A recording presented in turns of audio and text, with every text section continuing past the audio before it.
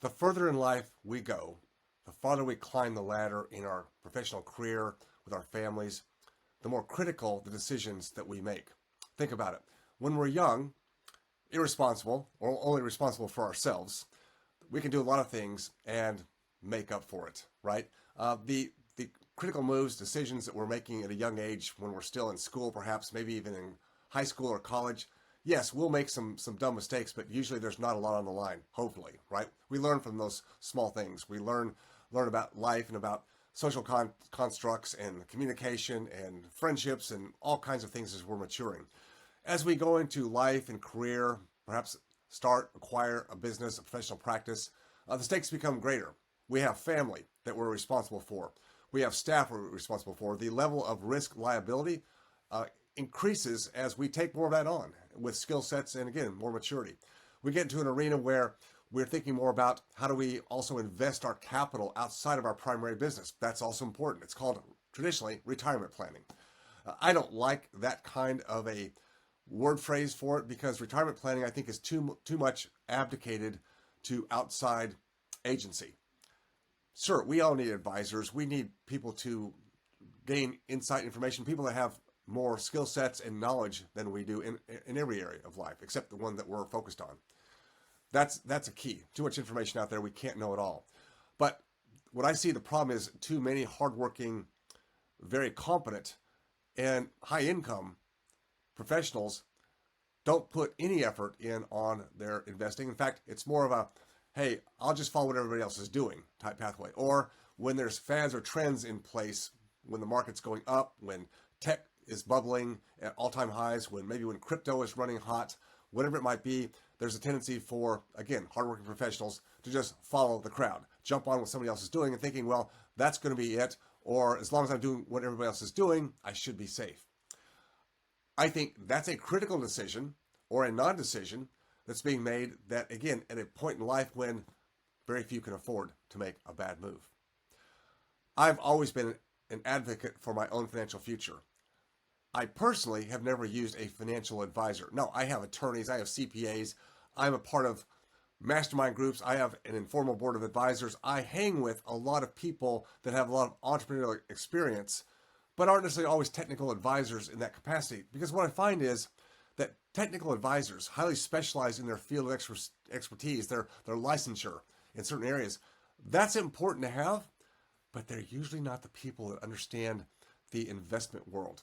They understand their world. And this is where I think it falls apart.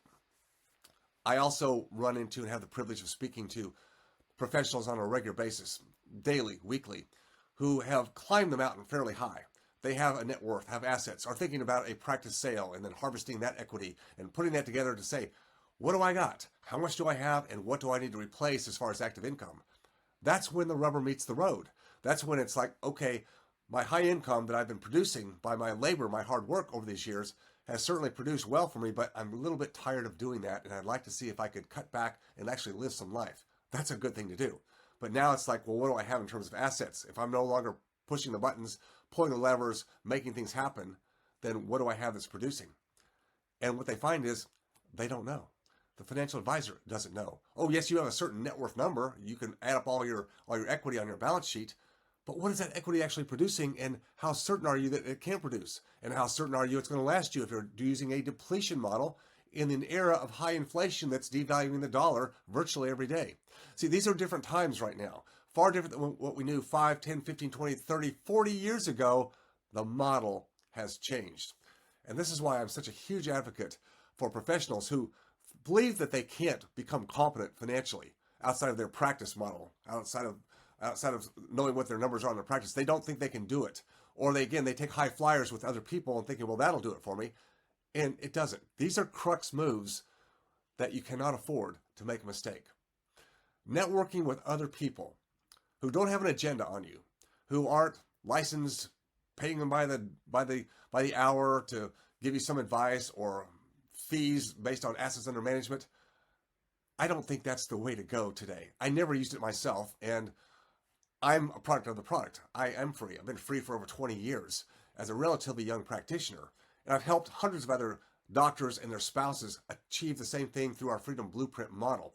It works because it's not about the investment, not about me being so smart about directing to put your money here, put your money there. It's about the education and frameworks I teach and how to do the due diligence and understand why diversification outside of the financial market is so important, particularly in the era that we're in right now. It's a major market cycle change. It's a major secular change. It's a generational change that we're going through right now. It's never going to be the same, which isn't bad unless you have no clue as to what's happening. If you do have a clue, you can position yourself well enough to take care of your needs and probably even enhance your lifestyle and replacement income and do it a lot faster than you thought. These are the keys to your life. Don't be bashful. Don't think, well, it's too expensive to learn these things. It's only expensive if you do not. If you don't take these steps, then you're likely to sit back and someday be in that position where you're frustrated, you feel down and out, and you wonder what it was all about. Don't be that person.